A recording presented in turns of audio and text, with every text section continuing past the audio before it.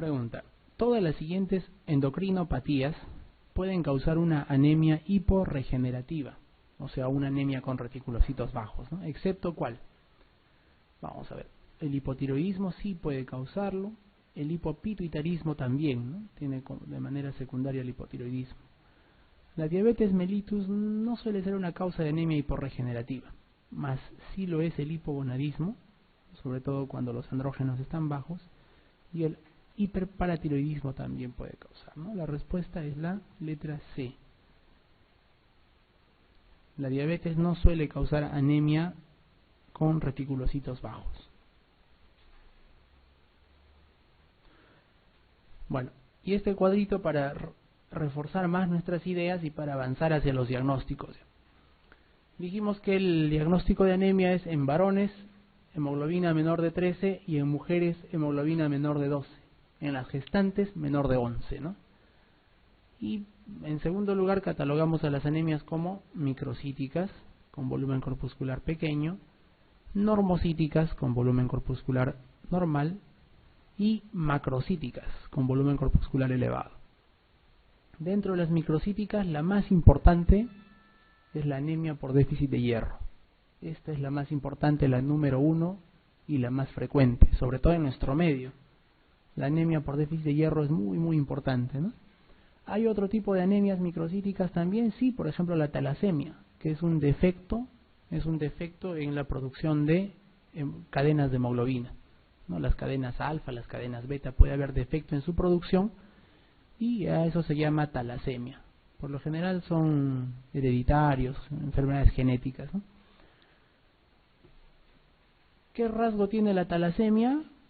Que los glóbulos rojos son pero muy pequeñitos, son mucho más pequeñitos que en la anemia por déficit de hierro, ¿no? Por ejemplo, en déficit de hierro ustedes van a encontrar volúmenes corpusculares de 70, 75. En talasemia van a encontrar volúmenes corpusculares de 50, de 40, son muy pequeñitos. Otra enfermedad que puede producir anemia microcíticas es la anemia por enfermedades crónicas. Cualquier tipo de enfermedad que produzca inflamaciones de manera crónica en el cuerpo puede producir anemia. Vamos a ver posteriormente por qué. Y también tenemos a la anemia sideroblástica, ¿no? Donde la marca de esta anemia son los glóbulos rojos o los precursores de glóbulos rojos en anillo de sello, los sideroblastos en la médula ósea. Tenemos el volumen corpuscular medio, las anemias normocíticas. Miren, en cuanto a las anemias normocíticas, ¿cuál va a ser la más importante? Va a ser esta, la segunda, la anemia por enfermedad crónica. Si ustedes se dan cuenta, en ambos casos tenemos a la anemia por enfermedad crónica, en microcíticas y en normocíticas. Si nos preguntan qué tipo de anemia produce las enfermedades crónicas, produce las dos, la normocítica y la microcítica, pero con mayor énfasis en la normocítica, ¿no? Casi siempre encontramos normocítica, pero podemos encontrar anemia microcítica solo por enfermedades crónicas. Aquí hay unos ejemplos, ¿no? IRC, por ejemplo, en el cual el problema es la producción de eritropoyetina, hipotiroidismo, VIH, artritis reumatoide, lupus, tumores, etcétera, ¿no? O sea, la más importante es esta. El déficit de hierro también puede producir anemia normocítica, sobre todo si está combinado con otros tipos de anemias, ¿no? Como vamos a ver en un rato.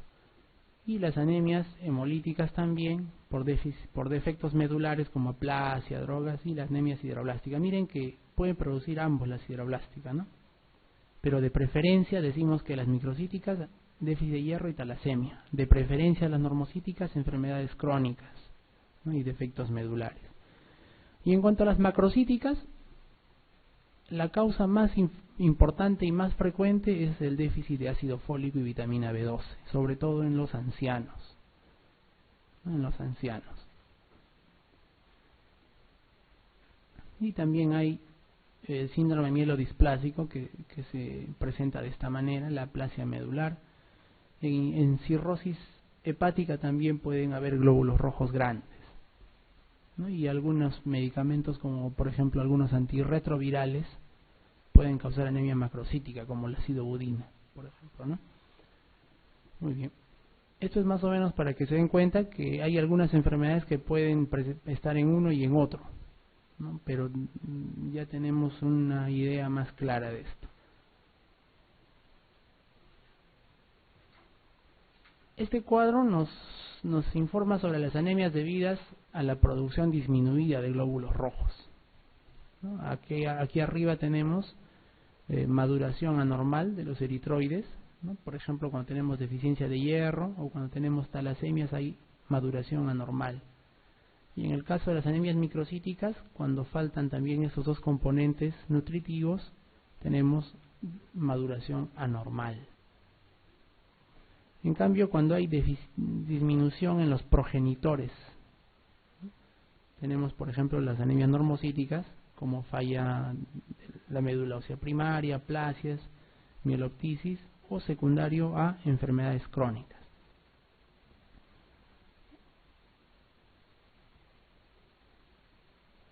Bien, este cuadrito es para entender más o menos las pruebas de laboratorio. En el lado izquierdo ustedes ven la ferritina, este cuadro enterito, que tiene los dos colores, tanto azul como celeste, es la cantidad de ferritina que existe, por ejemplo, en una persona, ¿no? Estaría representando la cantidad de ferritina. Esta ferritina, como transporta hierro, hay una porción de toda esta ferritina que está unida a hierro. Perdón, no es ferritina, es transferrina, ¿ya? Disculpe, el lapsus. Entonces, esta transferrina, hay una porción que está unida a hierro y que está transportando el hierro en la sangre, y está representado por el color más oscuro, ¿no? Esta parte de la transferrina está unida a hierro. Y la parte celeste no está unida a hierro, y es lo que nosotros llamamos como transferrina no saturada. Entonces podemos llamar a la parte oscura transferrina saturada, saturada con hierro, y a la parte clara transferrina no saturada. Y al total lo llamamos como la capacidad fijadora total de hierro. Entonces aquí tenemos diferentes enfermedades, ¿no? Y también al normal. Por ejemplo, las personas normales como ustedes tienen más o menos 300 microgramos por mililitro de transferrina, que es la capacidad total de fijación de hierro. La tercera parte de esta transferrina normalmente está unida a hierro, la tercera parte, o sea, más o menos el 30% corresponde a la transferrina unida a hierro, y más o menos el 60 y un poquito más del 60% corresponde a la transferrina que está libre sin hierro, que está libre para poder unirse al hierro que esté disponible, ¿no? Eso es lo normal. Pero ¿qué ocurre, por ejemplo, cuando tenemos deficiencia de hierro? Cuando nos falta el hierro, ocurre esto de acá. Aumenta la cantidad de transferrina total. ¿Por qué? Aumenta en una respuesta del cuerpo a querer poder fijar, agarrar y atrapar más hierro de cualquier lugar. Entonces aumenta la cantidad de transferrina como respuesta, ¿no? El cuerpo dice, hay poco hierro, voy a aumentar mi proteína transportadora de hierro para poder absorber más hierro en el intestino, para poder transportar más hierro. Y aumenta la capacidad total de hierro, ¿no? de fijación de hierro. Sin embargo, como ustedes ven, esta porción de la transferrina que está transportando hierro disminuye porque el hierro está bajo, ¿verdad? Disminuye. Entonces nos queda mucho más aumentada la transferrina no saturada o la transferrina libre que podría unirse a hierro. Eso sucede en las deficiencias de hierro. En el embarazo se produce algo muy parecido, ¿no? Algo parecido a la deficiencia de hierro. Aumenta la transferrina de manera total, ¿no? Y también la proporción ya no es de 30%, sino es menos del 30% de la transferrina fijada a hierro o transferrina saturada. Esta otra barra representa los procesos inflamatorios. Cuando hay inflamaciones crónicas, la transferrina suele disminuir, ¿no? La relación se mantiene más o menos de un tercio, o sea, el 33% de toda la transferrina está saturada. Sin embargo, todo está disminuido, tanto el hierro que se transporta como la transferrina. Y lo último ocurre cuando hay sobrecarga de hierro, como en el caso de las hemocromatosis. Miren, la transferrina está un poco disminuida porque ya hay demasiada, el cuerpo responde disminuyendo su producción, pero toda la transferrina que está disponible está completamente saturada de hierro. Ya no hay dónde poner más hierro y eso se conoce como hemocromatosis, por ejemplo. Muy bien. De este otro lado tenemos a la ferritina. La ferritina es la forma de almacenaje de hierro. Se almacena el hierro en forma de ferritina para poder ser usado cuando se le necesite, ¿no? Aquí la banda de color naranja claro del medio indica la cantidad normal de ferritina en una persona, ¿no? Más o menos por encima de 10 hasta un poquito más de 100. O sea, más o menos desde 10 hasta 110 nanogramos por mililitro.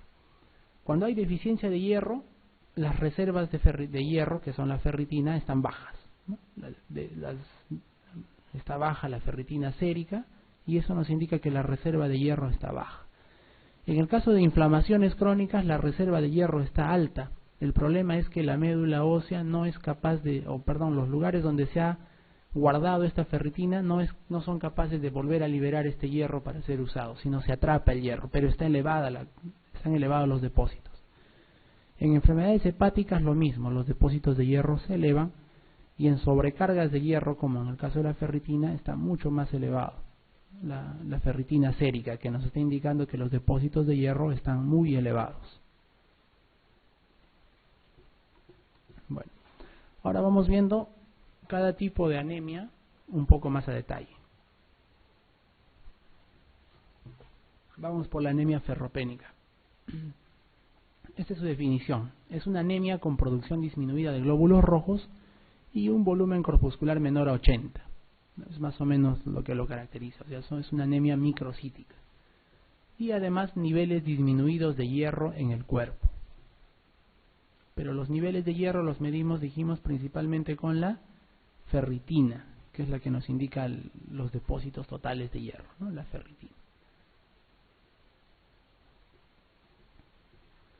Muy bien, ¿cuáles son las causas más importantes? Como dice ahí arriba, la principal causa son las pérdidas sanguíneas. Como ustedes han visto, el tracto gastrointestinal absorbe 1 miligramo y nosotros perdemos 1 miligramo, o sea que eso está equiparado 1 a 1. Si aumentan nuestras pérdidas, nuestra absorción no es tan fácilmente, no aumenta la absorción para poder compensar esas pérdidas de hierro. Entonces nos vamos anemizando cada vez más si es que no paramos las pérdidas, ¿no? La principal causa son las pérdidas. Y las pérdidas más comunes son las digestivas o las menstruales, ¿no? ¿Por qué? Porque por ahí se puede perder mucha cantidad de sangre. Las úlceras gástricas, las neoplasias de intestino, de estómago, etcétera, ¿no? Las pérdidas crónicas. En el caso de las mujeres, también las pérdidas menstruales, menstruaciones muy prolongadas, muy profusas o sangrados uterinos disfuncionales, ¿no? Y en niños, todavía en nuestro medio, la causa más frecuente sigue siendo pobre aporte en la dieta. Pobre aporte de hierro en la dieta. Y también las parasitosis, ¿no? En zonas más alejadas. Bueno, la anemia puede ser leve cuando la hemoglobina es mayor de 10, pero menor del valor que habíamos dicho, ¿no? En varones de 13, por ejemplo, y presenta poca sintomatología cuando es leve. Cuando es moderada hablamos de anemia entre 10 y 7 gramos por decilitro de hemoglobina. Por otro lado, la anemia severa es menos de 7, ¿no? La anemia moderada puede ser sintomática en ancianos, en cardiópatas, etcétera, pero en ustedes, por ejemplo, si se presenta de manera crónica, no sería tan sintomática, ¿no?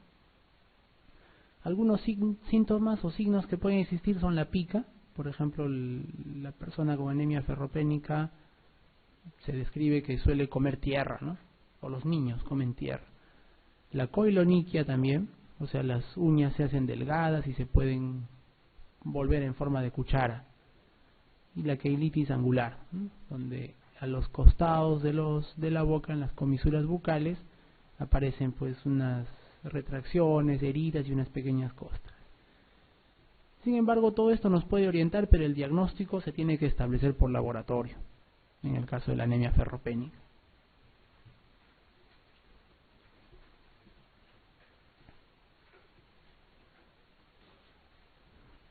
Muy bien. Pregunta 8. Ante un enfermo con anemia ferropénica que va a iniciar tratamiento con sulfato ferroso, ¿qué recomendación no debe hacerse? Antes de responder, vamos a pensar qué recomendación sí se debe hacer más bien cuando una persona va a tomar sulfato ferroso. Cuando vamos a tratar a alguien con sulfato ferroso le debemos recomendar primero que el sulfato ferroso lo tome sin alimentos. ¿Por qué? Porque con el ácido se absorbe mejor. O sea, es mejor que esté con el estómago un poquito ácido, ¿no? Después de la comida, a media mañana, por ejemplo, ya comió, pasaron 2 horas después de que ha comido, se le da el sulfato ferroso. Se le puede dar con vitamina C, porque un poquito de ácido le hace bien para su absorción, ¿no? Jamás hay que darlo con antiácidos, porque no sirve de nada darle con antiácidos. Muy bien. ¿Qué recomendación no debe hacerse? Dice procurar tomarlo en ayunas, puede ser efectivo. Asociar vitamina C también. Asociar algún antiácido no se le debe hacer, ¿no? La dosis de hierro elemental debe ser entre esta cantidad, 150 y 200 miligramos por día. Y el tratamiento debe ser largo, más o menos igual o mayor a 6 meses, si es que hemos detectado solo anemia ferropénica, ¿no? Y además ya hemos detenido la causa del sangrado. Si es una úlcera, ya damos tratamiento para la úlcera. Si es un problema menstrual, ya se dio tratamiento también. Muy bien, la respuesta es la C, ¿no? Asociar algún antiácido. Esa recomendación no se debe hacer. Aquí están todas las causas de anemia ferropénica. Tenemos por absorción insuficiente, por depósitos disminuidos, por aumento de los requerimientos o por pérdidas aumentadas, ¿no? Cuando hablamos de que la absorción es insuficiente, la ingesta puede ser inadecuada, puede haber un síndrome de malabsorción, ¿no? Cualquier tipo de síndrome de malabsorción te puede causar anemia ferropénica, o en los pacientes en los cuales les han hecho resecciones intestinales, ¿no? En cuanto a los depósitos disminuidos, por ejemplo, en niños prematuros, en gemelos también, o hemorragia intrauterina, ¿no? Cuando hay transfusión feto-materna o gemelo gemelar, de un gemelo al otro, el que queda, digamos, con menos cantidad de hemoglobina tiene los depósitos disminuidos. Aumento de requerimientos, por ejemplo, en crecimiento acelerado, lactantes, adolescentes, ahí se requiere más hierro, ¿no? En el embarazo también y en la lactancia. Y las pérdidas aumentadas ya vimos, ¿no? Lo más importante son digestivas, también pueden haber hemorragias perinatales, menstruales, las epistaxis reiteradas y pérdida por cualquier otro órgano de manera constante. Bueno, esto un poquito para ver, vamos a concentrarnos en esta primera parte, en la anemia ferropénica. La ferronemia significa la cantidad de hierro en la sangre, hierro libre. Por lo general en anemia ferropénica está disminuida, ¿no? La capacidad total de saturación está aumentada. Como habíamos visto, la ferritina se incrementa mucho, ¿no? Entonces la capacidad de saturar a la ferritina al hierro por parte de la transferrina está aumentada. El porcentaje de esa transferrina de saturación está disminuida. Vimos que la transferrina está muy incrementada, pero su porcentaje de saturación está pequeñito, ¿no? Disminuido. Y la ferritina sérica, que es la que nos da una idea de todos los depósitos de hierro en el cuerpo, suele estar disminuida también, ¿no? Y otros valores acá, como hemosiderina en médula ósea. Cuando hacemos una aspirada de médula ósea y hay anemia ferropénica, la hemosiderina en médula ósea está disminuida. De todos estos, el que nos da un diagnóstico, digamos, mucho más exacto es la aspirada de médula ósea, pero casi nunca se hace, ¿no? Casi nunca se llega a eso porque con los otros elementos es suficiente para diagnosticar. Muy bien. Vamos a ver, por ejemplo, en otra anemia muy frecuente, que es la anemia de la inflamación crónica o anemia por enfermedades crónicas, en los cuales, a diferencia de la anemia ferropénica, el hierro en la sangre suele estar normal. La capacidad de saturación, o sea, la cantidad total de transferrina puede estar normal o puede estar disminuida. El porcentaje de saturación también puede encontrarse normal o disminuido, y la diferencia entre anemia ferropénica y anemia de inflamación crónica básicamente se da en la ferritina. Miren, la ferritina en anemia por déficit de hierro está disminuida, ¿no? Significando eso que los depósitos de hierro son bajos. Por otro lado, en la anemia por inflamaciones crónicas, esta ferritina está aumentada, lo que significa que los depósitos de hierro son altos. Solamente que algo está ocurriendo que no se puede usar ese hierro. ¿no? Pero el depósito es alto. ¿Ya? Y si hacemos una médula ósea, vamos a encontrar aquí también que el depósito de hierro en forma de hemosiderina puede ser normal o estar alto, ¿no? En la anemia por inflamación crónica. Otro tipo de anemia, ¿no? Por ejemplo la talasemia, la alfa-talasemia y la beta, en la cual casi todo va a estar normal. El rasgo característico de las talasemias, dijimos, son los glóbulos rojos muy pequeñitos, ¿no?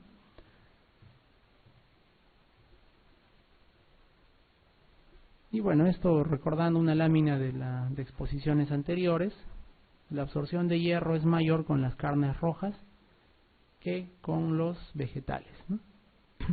Más con las carnes, sobre todo carnes rojas a la cabeza, luego le sigue hígado, luego pollo y luego pescado, soya, y el alimento que menos absorbemos su hierro, del cual el hierro menos lo absorbemos, es del arroz, del espinaca y de los cereales.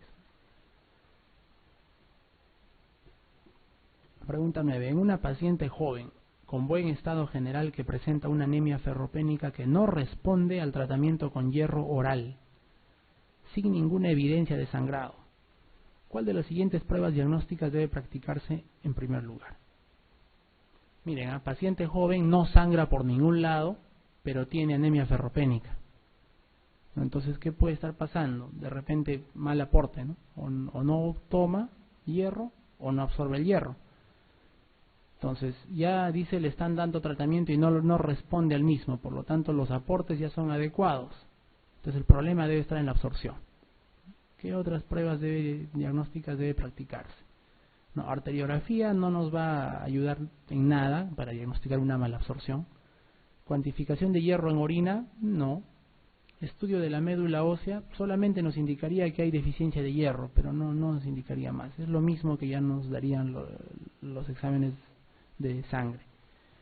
La determinación de anticuerpos antiendomicio y antigliadina nos estarían orientando a un síndrome de malabsorción, ¿no? O el estudio de la ferrocinética. Aquí el diagnóstico es, la respuesta es la D.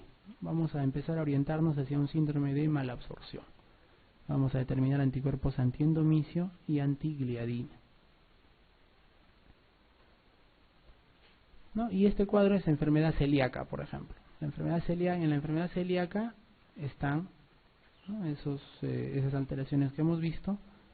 Y puede haber deficiencia no solo de hierro, sino de un montón de nutrientes, ¿no? Puede haber disminución también de la albúmina, disminución de la B12, etcétera, ¿no?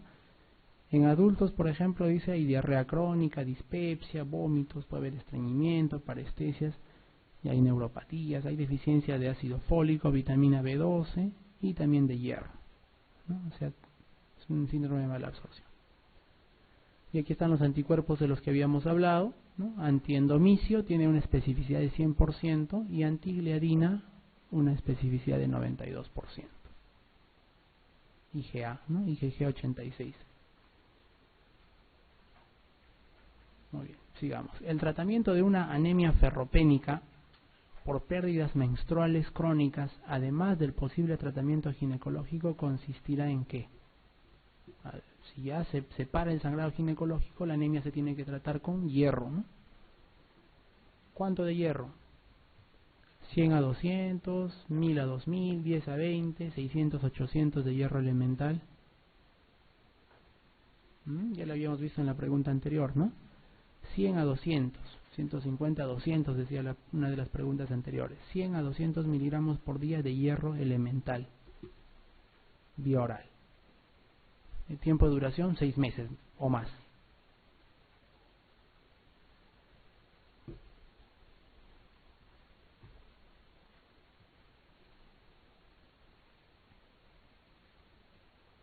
Bueno, en cuanto a las pérdidas de hierro, ya hemos visto esto, para recordarlo nomás. En el varón es más o menos de 1 miligramo por día y 1.5 miligramos por día en las mujeres, ¿no? Y durante el embarazo es aproximadamente 500 miligramos o casi 2 miligramos por día durante los 280 días de gestación. 2 miligramos por día en el embarazo. Más que pérdida en el embarazo sería la transferencia de hierro desde la madre hacia el feto, ¿no? Aquí están las dosis recomendadas en niños de hierro elemental, más o menos de 3 miligramos por kilo, y de 100 a 200 miligramos de sal ferrosa en adultos, ¿no? La duración entre 3 y 5 meses, en función de la gravedad. Se administrará en varias tomas separado de las principales comidas, entre 15 y 30 minutos, y se puede asociar a vitamina C. Se debe evitar la administración concomitante de antiácidos, antagonistas H2 o inhibidores de la bomba de protones, todo aquello que disminuya la acidez del estómago. Evitar en lo posible. Muy bien. La prueba analítica que mejor diferencia una anemia ferropénica de una anemia de enfermedad crónica, ¿cuál es? A, sideremia, o sea, hierro en sangre. B, saturación de la transferrina. C, capacidad total de transporte de hierro, que es la transferrina total. D, transferrina sérica, o E, ferritina sérica. Exacto, ¿no? Ferritina sérica. En la ferropénica disminuida y en la anemia por enfermedad crónica aumentada, o normal o aumentada. Muy bien, ahora vemos un poco la anemia por enfermedades crónicas. ¿Qué es lo que sucede aquí? Aquí lo que pasa es esto, que se produce un defecto en la capacidad de hacer uso del hierro depositado o hierro secuestrado dentro del sistema retículo endotelial. O sea, hierro en la enfermedad crónica nos sobra, tenemos para regalar, pero no podemos hacer uso de este hierro. La anemia suele ser normocítica, pero puede en algunos casos ser microcítica, ¿no? Y puede acompañar a casi todos los procesos infecciosos, neoplásicos e inflamatorios crónicos, a los cánceres, a las tuberculosis, a las enfermedades autoinmunes, a todo lo que causa inflamación crónica. Y esto es su fisiopatología. Aquí tenemos una persona normal que está ocurriendo en el enterocito y en el macrófago, por ejemplo, del hígado, ¿no? En el enterocito aquí está el hierro, como un puntito amarillo, que es absorbido, ¿no? Puede pasar a un depósito en el intestino transitorio, pero casi siempre va a pasar hacia la sangre, ¿no? Y un transportador aquí es la ferroportina, ¿no? Que va a meterlo a la sangre. Muy bien, y el hierro unido a la transferrina, ¿no? Como hierro plasmático es más o menos de 100 microgramos por decilitro unido a la transferrina. Igual, cuando un glóbulo rojo ya se vuelve viejo y está en época de morir, se libera el hierro de este glóbulo rojo en los macrófagos y puede pasar a formar parte de las reservas como ferritina, o también puede pasar como hierro a través del mismo transportador, ¿no? La ferroportina, y pasar a la sangre a andar unido a la ferritina y transportarse como, a la transferrina y transportarse como hierro transferrina. ¿Qué sucede en la inflamación? Está todo bien, pero aquí aparece una proteína extraña que se produce durante periodos de inflamación prolongada, que es la hepcidina. Aquí la ven en amarillo ustedes, ¿no? Y lo que hace la hepcidina es bloquear esta ferroportina tanto en el enterocito como en el macrófago. Por lo tanto, el hierro puede ser absorbido, pero se va a quedar acá en depósito, no va a pasar a la sangre. Igual en el macrófago, los glóbulos rojos son destruidos y el hierro va a quedarse como depósito y no va a pasar a la sangre. Por lo tanto, lo que va a disminuir es el hierro plasmático, ¿no? Más o menos 25 microgramos por decilitro de lo que normalmente era 100. Y obviamente la transferrina puede estar normal o incrementada, pero los depósitos acá en la inflamación crónica están aumentados, los depósitos se aumentan. Diagnóstico de la anemia por enfermedades crónicas: dice que la ferritina sérica está normal o elevada y el conteo de reticulocitos es bajo, ¿no? Porque no hay manera de usar este hierro. La capacidad de saturación está disminuida y los niveles de hierro sérico también están disminuidos, ¿no? Eso es más o menos el diagnóstico de anemia por enfermedades crónicas. Eso es lo que sugiere ferropenia. Miren, ferropenia suele sugerirse por una transferrina elevada, como habíamos visto en uno de los gráficos. Cuando hay hierro bajo, la transferrina se eleva mucho para poder absorber y transportarlo. pero además con una ferritina disminuida. En este caso hablamos de ferropenia, ¿no? Pero una transferrina no aumentada y una ferritina sérica incrementada más bien sugieren anemia de enfermedad crónica, ¿no? Más o menos es la manera de diferenciarlos. Otra vez para remarcar que la ferritina sérica es anormal o elevada. Muy bien. Pregunta. Un diabético mal controlado presenta una anemia moderada, ligeramente microcítica y normocrómica. Los reticulocitos están discretamente disminuidos. La sideremia, o sea el hierro en sangre, y la transferrinemia descendidas. La ferritina elevada. ¿Qué tipo de anemia presenta con mayor probabilidad?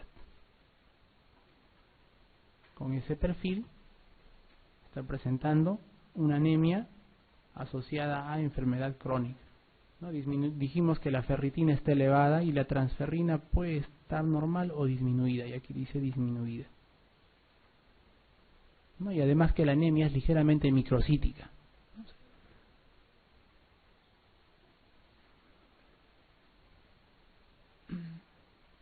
Cambios en enfermedad crónica, el volumen corpuscular puede estar disminuido, pero suele ser normal. La sideremia disminuida, ya vimos de nuevo transferrinemia baja, saturación de transferrina baja, ferritina alta y bajo los hematíes, ¿no? Dando origen a la anemia. Pregunta 13. Paciente que presenta anemia de 10 gramos de hemoglobina, hierro sérico de 30 microgramos por decilitro. Miren que el valor normal es de 50 a 150, o sea, el hierro sérico está bajo. Y la capacidad de transporte de hierro de 200 microgramos, los valores normales 250 a 370. O sea, hierro sérico disminuido y la capacidad de transporte de hierro poco disminuido. Con mayor probabilidad se trata de una anemia de qué tipo? Ferropénica, de trastorno crónico. Acá faltaría solo la transferrina, ¿no? Transferrina elevada. Ahora, ¿por qué? Miren, esta capacidad de transporte de hierro está disminuida. Si se tratara de una anemia ferropénica, ¿cómo está la capacidad de transporte de hierro? Muy elevada, se eleva muchísimo, ¿no? O sea, la transferrina, la capacidad de transporte de hierro es la transferrina total. Eso se elevaría mucho, pero aquí se ha disminuido.